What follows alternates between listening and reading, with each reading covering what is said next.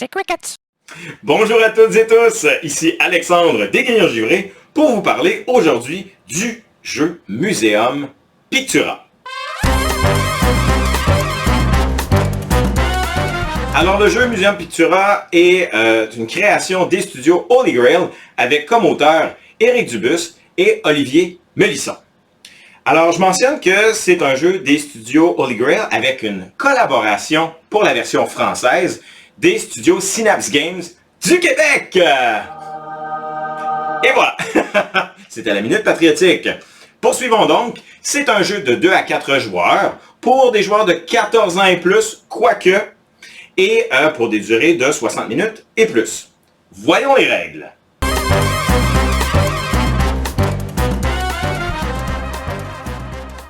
Alors dans un premier temps, considérez que vous allez avoir besoin d'une grande table pour installer l'ensemble du plateau ainsi que les plateaux des joueurs parce que c'est assez massif. Allons-y donc étape par étape. Première chose, on va venir ouvrir le plateau central auquel on va venir ajouter les deux extensions, le plateau mécène et le plateau jeton. Commençons par le plateau mécène, donc on va venir brasser l'ensemble des 4 mécènes et on va en ouvrir 5. Ensuite, du côté jeton, on va venir pairer les jetons par deux en s'assurant que le 3 points, donc le jeton marqué 3 points, est sur le dessus, qu'on va venir répartir de la manière suivante, donc les thématiques en haut et les époques en dessous. On va ensuite venir brasser les cartes faveur et les cartes peinture qu'on va venir réunir dans un paquet distinct. Finalement, on va brasser le paquet de cartes tendance et on va en révéler un par musée et une tendance du moment. Une fois que ça sera fait, on va venir placer les cartes peinture par musée. Mais attention, ici il y a un petit aspect qui est très particulier, c'est qu'on voudra placer les cartes en respectant les tendances, donc les spécialisations de chaque musée. Je les ai déjà placées, donc si on regarde ici le National Gallery of Victoria, on va considérer que dans le plateau spécialisation, on aurait donc les cartes mauves qui doivent se retrouver ici. Si j'avais des cartes nature morte ici, ça serait le même principe, ou le peintre numéro 27 devrait être ici. Sinon, les autres cartes seront ici. Et j'ai respecté la même chose pour l'ensemble des musées. On va passer à la suite ici. On va placer nos deux jetons faveur de joueurs sur le 10, donc sur le 10 points.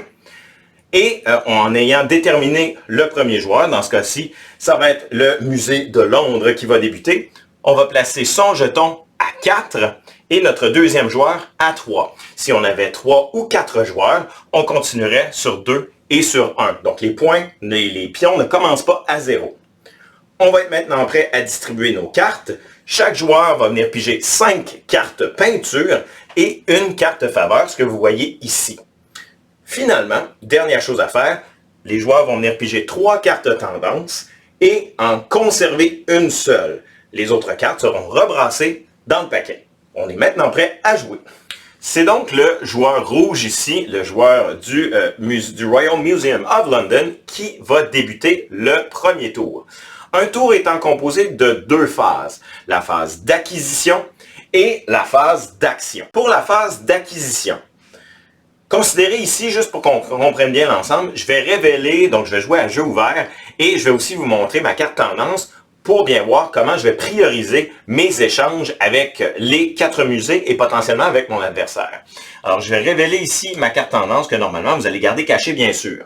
Qu'est-ce que ça nous indique? C'est que pour moi, j'ai un avantage si je vais ramasser des cartes de l'artiste numéro 24, si j'ai aussi dans mon musée des cartes à thématique religieuse, et si j'ai des cartes vertes qui fait référence à une époque. Même chose ici pour mes cartes que je vais avoir en main, donc j'ai ma carte faveur, et je vais avoir aussi ici mes 5 cartes de base. La première chose à faire maintenant dans la phase d'acquisition, c'est de piger 2 cartes que je vais ajouter à ma main. Maintenant, bien entendu, je vais regarder ce qui est dans mes mains et ce qu'il y a ici sur le plateau des musées. Et je vais devoir faire un choix.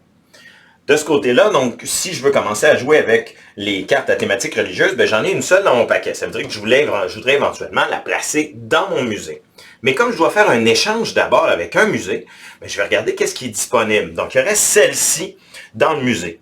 ce qu'on me demande, donc qu'est-ce que j'aurais avantage à donner à ce musée-ci, c'est des cartes qui représentent sa tendance. Donc tant mieux, j'ai une carte bleue et une carte ici, ça tombe bien, qui a une thématique royale. Donc juste ici, et c'est la préférence du musée. Alors en lui donnant, donc je vais faire un échange, cette carte-ci, ça va me donner 2 points. Donc je vais avancer mon jeton ici de 2 points. Et comme cette portion-ci est gratuite, donc ça ne fait pas partie de ses spécialités, je peux le prendre tel quel. Donc c'est un échange en ma faveur. Et je vais la prendre dans ma main. J'ai donc fait ma première acquisition. Maintenant, c'est au tour à l'autre joueur de faire une acquisition dans un musée et ça sera de la même façon. Toujours dans ma phase d'acquisition, c'est maintenant au tour du deuxième joueur de faire des acquisitions. Considérez cependant qu'il n'est pas obligé. Il pourrait très bien passer sans faire d'acquisition, considérant qu'il ne pige pas de cartes, puisqu'il n'est pas le joueur actif. Présupposons, donc dans la situation présente, qu'il préfère passer puisqu'il n'a pas encore suffisamment de cartes dans ses mains, ou bien que ça satisfait déjà sa tendance. Chaque joueur ferait ainsi la même chose, et ensuite ça va revenir à mon tour pour ma phase d'action. Pour la phase d'action, je vais donc avoir le choix de faire une des 3 actions suivantes. Premièrement, améliorer mon musée, c'est-à-dire placer une carte dans ma galerie. Deuxièmement, déclarer une exposition temporaire, on va regarder ça tout à l'heure, ainsi que faire un inventaire, même chose, on va le voir tout à l'heure. Comme c'est mon premier tour, l'action qui va être la plus importante, c'est de placer une peinture dans mon musée. Donc pour ce faire, je vais choisir parmi les cartes de ma main quelque chose qui est à mon avantage. Dans ce cas-ci, évidemment, comme dans ma carte tendance, j'ai avantage à placer des cartes à thématique religieuse. J'en ai déjà une ici dans mon paquet. Je vais donc vouloir la placer dans mon musée. Considérez juste avant qu'on place la carte, où est-ce que vous voulez placer la carte dans votre musée. On va remarquer ici, sur la carte musée, que j'ai une galerie centrale, celle qui est colorée. On va pouvoir se référer ici que si à la fin de la partie, ma galerie centrale est complètement garnie, ça va me donner 5 points de victoire. Et si l'ensemble de mon musée est rempli, ça va me donner 15 points. Donc ça vous permet un peu de placer vos cartes de bon entendement. Alors, je veux placer cette carte-ci, mais pour placer une carte peinture, je vais devoir en revanche payer une carte que je vais devoir placer dans mon inventaire, qui va être une carte, un plateau défausse que je vais pouvoir utiliser un peu plus tard. Donc, je veux placer cette carte-ci de Georges Latour, que je vais placer, hop, juste ici, dans ma galerie. Et en revanche, je vais défausser cette carte-ci. C'est une carte à votre choix, bien entendu, qu'on va placer dans notre défausse inventaire. Et il ne me reste plus qu'à faire le choix parmi les options gratuites. Pour le choix de ma carte à placer dans mon musée, j'aurais pu aussi me référer à la tendance du moment. Donc, si j'avais placé une carte jaune, par exemple, j'aurais eu tout de suite 1 point de victoire. Si j'avais placé une carte thématique royale, ça aurait été 2 points. Ou une carte de l'artiste numéro 28, ça m'aurait fait 3 points. Considérez bien que ces points-là ne sont pas accumulables. Donc, si j'avais une carte de l'artiste 28, thématique royale et couleur jaune, ça ne m'aurait fait que 3 points et non pas 6 points. Une fois que j'ai fait mon action obligatoire, j'ai la possibilité de faire 1 ou 2 actions gratuites. Les 2 actions gratuites sont les suivantes, c'est-à-dire soit jouer une carte faveur, donc ces cartes-ci, donc avec le M bleu. Donc je peux la jouer, je ne suis pas obligé, mais je ne peux en jouer qu'une seule durant mon tour. Et ma deuxième action gratuite serait de réclamer une carte mécène si j'y suis éligible. Dans ce cas-ci, comme je n'ai qu'une seule carte, je ne remplis pas les requérants pour avoir un mécène qui visitera mon musée. Mon tour est donc terminé, c'est au tour au deuxième joueur. Une fois que la manche est terminée, donc une fois que tous les joueurs ont joué une fois, on va changer la carte tendance, donc on va prendre celle qui est sur le dessus du paquet et on va la révéler.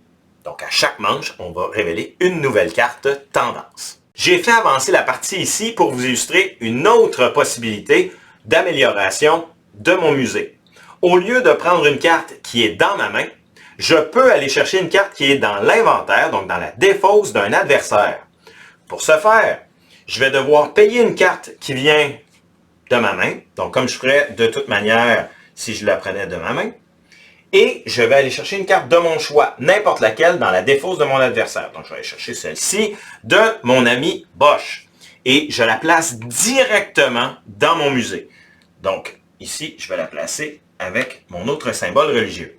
Mais puisque je suis allé dans la défausse d'un adversaire, ça lui donne un point de prestige et moi, j'en perds un. Donc, toujours très important ici de retirer un point pour soi et d'en donner un à un adversaire. Une fois que ces deux possibilités d'action sont faites, je peux améliorer mon musée aussi en replaçant mes collections. Et notez bien que c'est seulement possible dans cette phase d'amélioration. Alors, ici, ce que je vais faire, on remarque que j'ai une collection ici en composition et que j'ai une pomme, donc le même logo. Donc, ce que je vais faire simplement, c'est que je vais venir positionner cette carte-ci dans la même collection. Je viens donc de remanier un petit peu mon musée pour favoriser cette collection-ci. La deuxième action, c'est-à-dire la déclaration de collection temporaire. Donc, une exposition temporaire. Ce que je vais faire, c'est que je vais regarder ici mon plateau et je vais regarder les cartes qui sont adjacentes et qui ont soit une même thématique, donc ici celle de nature morte, ou une même époque, donc une même couleur, celle-ci, ici, qui sont mauves. Pour ma part, je vais décider de faire une exposition avec l'époque, donc de cartes mauves. Toutes mes cartes sont adjacentes. C'est vraiment important. Donc, une collection doit être adjacente. Même chose pour une collection temporaire. Notez bien que ma carte ici de Rembrandt, malheureusement, elle n'est pas adjacente à ma collection. Je ne peux donc pas la compter pour mon exposition temporaire. Donc, si je reviens à ma collection temporaire ici, à mon exposition temporaire, j'ai donc 4 cartes mauves. Je vais donc aller chercher le jeton qui correspond, qui est donc celui-ci. Et comme je suis le premier, je peux donc faire 3 points de prestige. Je vais aussi, soit dit en passant, donc venir le placer sur mon tableau de joueur. Je vais avoir 6 bonus. Je choisis celui qui me convient. Je vous invite à vous référer à votre plateau de joueurs pour faire votre choix. Donc, j'ai donc 3 points ici. 1, 2, 3 pour ce jeton-ci. Et je vais maintenant donc valider le nombre de points que me donne ma collection. Pour ce faire, je vais me référer à l'aide du joueur que vous avez, qui est juste ici. Et vous avez aussi la même chose dans le manuel de règles. Comme j'ai 4 cartes adjacentes, ça me donne donc 1 point de prestige que je viens ajouter. Et voilà! Mon décompte de points est fait. Comme je viens de dépasser mon jeton faveur, j'ai donc le droit de venir piger une carte que je vais venir placer dans ma main. Ensuite, je vais prendre mon jeton faveur que je vais venir avancer de 10 points. À chaque fois qu'on va venir dépasser son jeton, on va l'avancer de 10 points jusqu'à 50. Finalement, la troisième action possible, c'est de faire un inventaire. L'action est simple. Je vais prendre toutes les cartes qui sont ici dans ma défausse d'inventaire. Je vais les prendre et venir les placer dans ma main. Tout simplement. Notez bien cependant qu'à la fin de mon tour, je ne peux avoir plus que 8 cartes peinture et 3 cartes faveur. Dans mon cas, ici j'en ai 8, c'est bien beau, et j'ai 2 cartes faveur. Merci, bonsoir. La partie va ainsi continuer jusqu'à ce qu'un joueur atteigne ou dépasse 50 points de prestige. Ce faisant, il va venir donc chercher le jeton 50 points qui va aussi lui donner un bénéfice de 5 points de prestige supplémentaires. Le joueur terminerait son tour s'il lui reste une carte faveur à jouer. Et ensuite, les autres joueurs vont jouer un tour chacun. On fera ensuite le décompte des points. Pour ce faire, on va se fier soit au manuel, soit à votre carte fin de partie qui vous donne exactement comment comptabiliser l'ensemble des points étape par étape. Et bien entendu, c'est le joueur ou la joueuse qui aura obtenu le plus de points de prestige qui remportera la partie de Muséum Pictura. Voilà, vous savez maintenant comment jouer à Muséum Pictura. Le jeu est disponible sur notre site web et en boutique. Et suivez-nous, les Grillons Givrés, sur YouTube, Facebook, Internet et Instagram pour plus de vidéos ludiques de nos studios. À bientôt! Quizzy Crickets!